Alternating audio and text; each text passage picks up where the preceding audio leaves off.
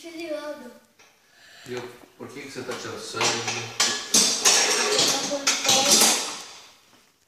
Explica para as crianças. Porque eu tô com febre, tô com dor de cabeça, tô com dor de barriga, dor nos olhos, às vezes dor na orelha.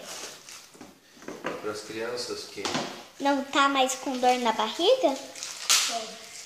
E as crianças que não querem tirar sangue, o que você diz? E as crianças que não querem tirar sangue, pode tirar. O segredo de não doer é ficar com o braço bem molho.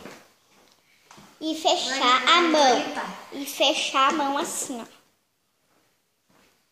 Né, Arthur? É fechar, aberta. Fechar. Aham. Porque tem que ser fechada. Senão não faz força assim, ó. É para fazer... Uma força. Aí Para é. ver soltar. Ai, pai. Tá muito... Claro, é pra tirar sangue, né? Ó, depois você vai ganhar um pirulito. Fechar... Bem clavical. Isso. Faz tempo que eu não tiro sangue. Há um tempinho que eu não tiro sangue.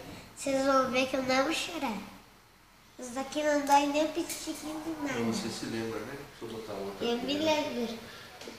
Não dói nem um pouquinho. Mas não fazer com isso daqui, eu fazer com a borrachinha. Mas isso daqui não deve doer uma coisa. Nem dói, pra... Só pra tirar que dá um pouquinho, né? Pronto. 1, 2, 3.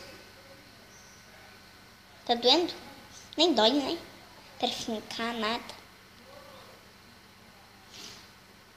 Gente, mas aí quando Olha quanto sangue, olha. fica pra tirar sangue, é tipo beliscando o pai de vocês. Olha. Olha só. Agora você abre a mão. Abre a mão. E agora aperta bem firme. Tem que apertar bem firme pra não ficar vermelho nem roxo.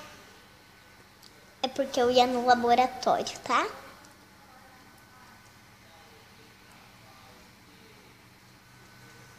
Ó. Diz tchau, tchau, pessoal. Tchau, tchau, pessoal.